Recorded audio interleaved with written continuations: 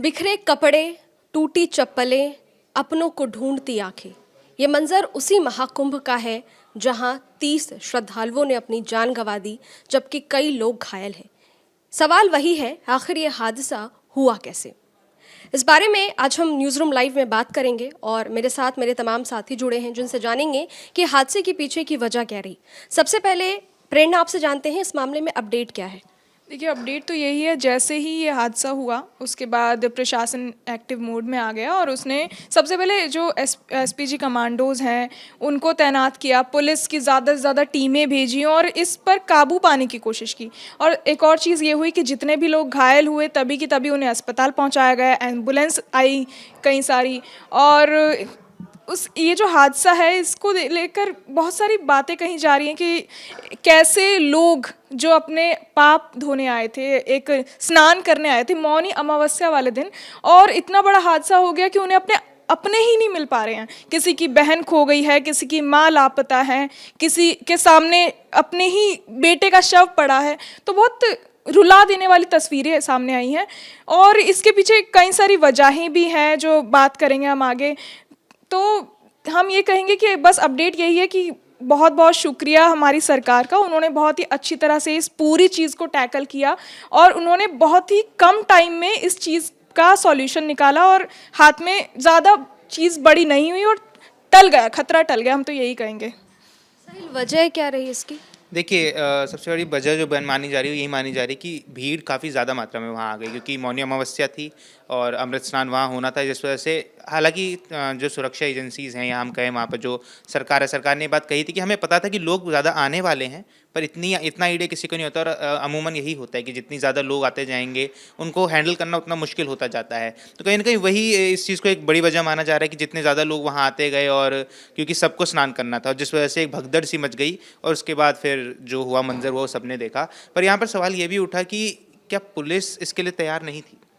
क्योंकि अगर अचानक से ऐसी कंडीशंस बन जाती हैं, ऐसे हो जाता है और 19 घंटे बाद प्रेस कॉन्फ्रेंस की जाती है जहाँ पर बताया जाता है कि कितने लोगों की मौत हो गई है, कितने लोग घायल हैं और उसके आगे क्या किया जाएगा, जिसके बाद फिर सीएम योगी आए, सीएम योगी भी भावुक नजर आए इसको लेकर और सीएम योगी ने भी बस ये बात साफ कही कि 25 लाख रुपए तक का मुआवजा दिया जाएगा मृतकों को।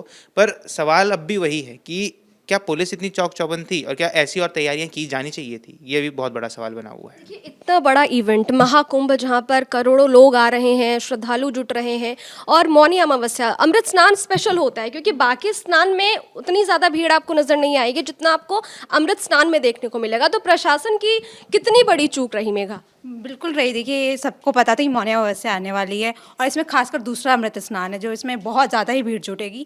तो यहाँ पर मुझे लगता है कि पुलिस को व्यवस्थाएं पहले से सुचारू ढंग से रखनी चाहिए थी, और क्योंकि मुहूर्त, इसमें मुहूर्त बहुत इंपॉर्टेंट होता है और सुबह सुबह लोगों को ये जानकारी नहीं दी गई कि किस टाइम कहाँ पे जाके आपको स्नान करना है। एक प्रॉपर त्रिवेणी घाट, उसकी ओर सब लोग भागे, उसी की ओर लोगों को लगा कि मुहूर्त निकल जाएगा, हम पहले ही स्नान कर लेते हैं, अपना पुण्य ले लेते हैं। तो वहाँ पे पुलिस को पहले ही मुझे लगता है कि अनाउंसमेंट कर देना चाहिए था कि कौन से साधु संत किधर जा रहे हैं, आपको कहाँ पे स्नान करना है, और अलग अलग मुझे लगता है पार्ट्स में डिवाइड कर देना चाहिए था कि साधु संत यहाँ अगर त्रिवेणी घाट जा रहे हैं तो आप यहाँ जाकर भी स्नान कर सकते हैं। क्योंकि पहले से भी कहा जा रहा था कि वीवीआईपी घाट, त्रिवेणी घाट वीवीआईपी है, वहाँ पर साधु संत जितने भी लोग आ रहे हैं वो जाएंगे और आम लोगों के लिए दूसरे घाट के इंतज़ाम किए जाने चाहिए थे, जो कि मुझे लगता है कि लोगों को जानकारी नहीं दी गई पुलिस की ओर से, या फिर व्यवस्थाएं उतनी सुचारू ढंग से नहीं की गई। क्योंकि बहुत पहले से ही जानकारी थी कि जब अमृत स्नान होता है जिस दिन, उस दिन भीड़ बहुत ही ज़्यादा इकट्ठा होती है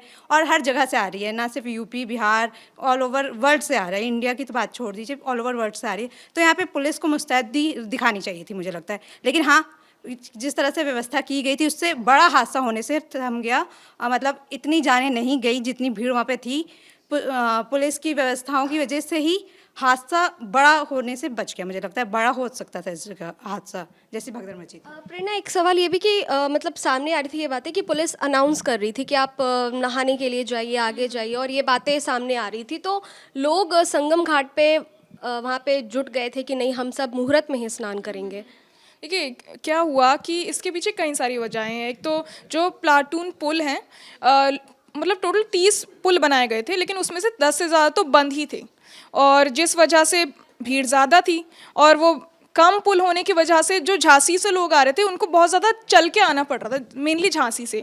तो जो चल के आ रहे थे उसकी वजह से वो संगम पे रुक रहे थे और उनके वो एक ही बात पे अड़े हुए थे कि हम अपने ब्रह्म मुहूर्त में ही नहाएंगे। तो वो थके हुए वहाँ पे बैठकर वो बस अपना वेट कर रहे थे। तो ऐसा लग रहा है कि जब पुलिस को पता था कि भाई उस टाइम पे वो उसी टाइम पे नहाएंगे, तो उससे पहले कुछ ऐसी व्यवस्था करनी चाहिए थी कि ये भीड़ कहाँ रुकेगी और उनको कहाँ रखा जाएगा। तो ऐसा क्या पता प्रिडिक्ट किया जा सकता था कि हाँ भाई उस भगदड़ मच सकती थी और कुछ किया जा सकता था। और दूसरी चीज़ ये कि भगदड़ जब मची तो जो सुरक्षा कर्मी थे, जो उनके जो टेंट थे, उनके जो कैंप थे, वो सेक्टर 10 में थे और सेक्टर 10 सिर्फ सेक्टर 10 में थे और वहाँ से यहाँ आने में, भगदड़ वाली जगह पर आने में बहुत टाइम लगता है। इस वजह से जो भगदड़ की चीज़ है उसमें वो और डिले हो गई, वो चीज़ को और पकड़ने में, अपना सही करने में और टाइम लग गया। नहीं तो जो लोग अपना पाप धोने आए हैं सही हो जाता और लोग जाने कम मतलब मरते, जो मरने वाले हैं वो बच जाते, कई चीज़ें सही हो जाती। तो मैं ये कहूँगी कि कहीं कहीं चूक रही जो सही हो जानी चाहिए थी। एक नागा साधुओं की भी बात आ रही थी कि मतलब ऐसा हुआ कि लोग लेटे हुए थे और अचानक से अफवाह फैली कि नागा साधु आ रहे हैं, उठ जाओ, भाग जाओ, और इस वजह से भी भगदड़ मची। ये भी एक जो है मतलब बात जो चश्मदीद है वहाँ पे वो ऐसा बता रहे हैं। बिल्कुल, चश्मदीदों ने बहुत बड़ी बड़ी बातें कही हैं। और एक बात जो यहाँ पर है कि उस दिन का जो डेटा आया है सामने, उसमें ये कहा गया कि तकरीबन 7.5 करोड़ लोगों ने उस दिन डुबकी लगाई है। एक अगर जगह पर अगर जो घाट बताया जाए, त्रिवेणी घाट है जो, वो वीवीआईपी स्पॉट है।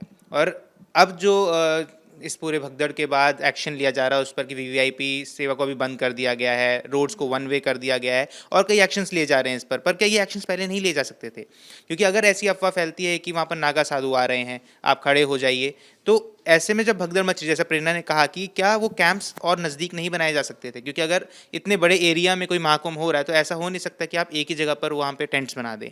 तो कहीं ना कहीं मेला प्रशासन पे भी अब सवाल उठने शुरू हो जाएंगे और जिस वजह से अब लगातार एक्शंस लिए जा रहे हैं। मेला प्रशासन पे सवाल ये भी उठ रहे हैं कि उन्होंने कहा था कि एआई की मदद से हेड काउंट किया जाएगा, तो संगम घाट पे, त्रिवेणी घाट पे जहाँ इतने लोग हैं, इतनी भीड़ थी, तो वहाँ पे काउंट क्यों नहीं किया गया?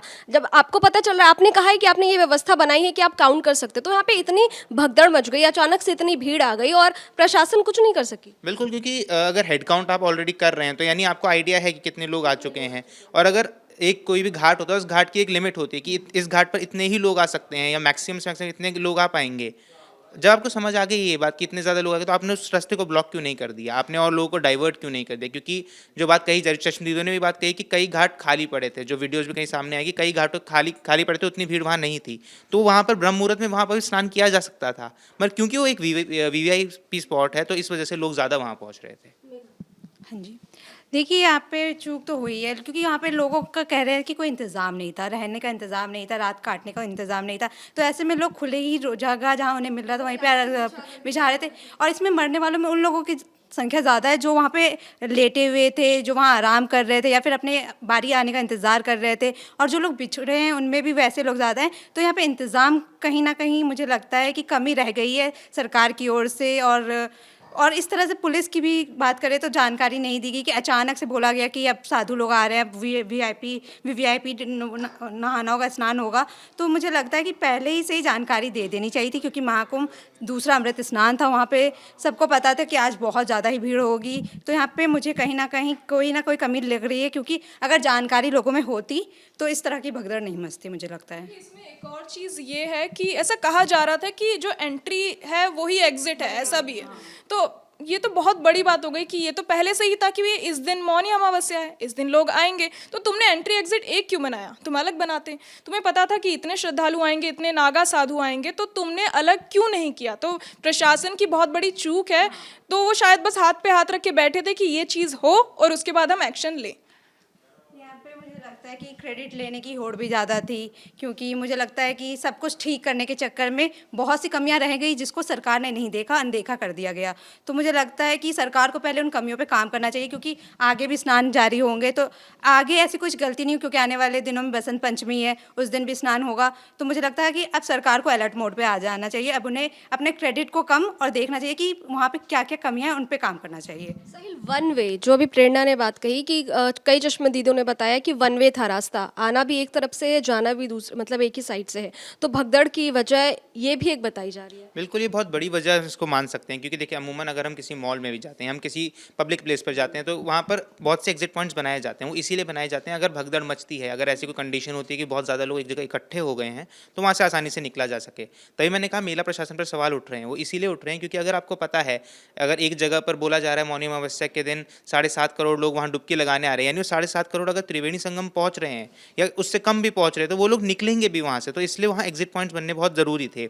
यहाँ पर अब ये सवाल उठ रहा है कि जो अफवाह फैली थी, देखिए जब भी कोई भी नागा साधु आते हैं या ऐसा कोई जत्था आता है, तो ऐसा नहीं आता कि वो अचानक से पहुंच जाते हैं, क्योंकि जितने भी अखाड़े हैं उनका टाइम फिक्स था कि वो इस टाइम पर आने वाले। तो ऐसी अफवाह फैलने अपने आप में एक कहानी लग रही है कि अचानक से ऐसी अफवाह कैसे फैल सकती है कि कोई नागा साधु का जत्था अब आने वाला है, क्योंकि ब्रह्म मुहूर्त में माना स्नान करना चाहते थे, मगर वो एक पूरा प्रोटोकॉल बना हुआ था कि किस समय पर कौन आने वाला है।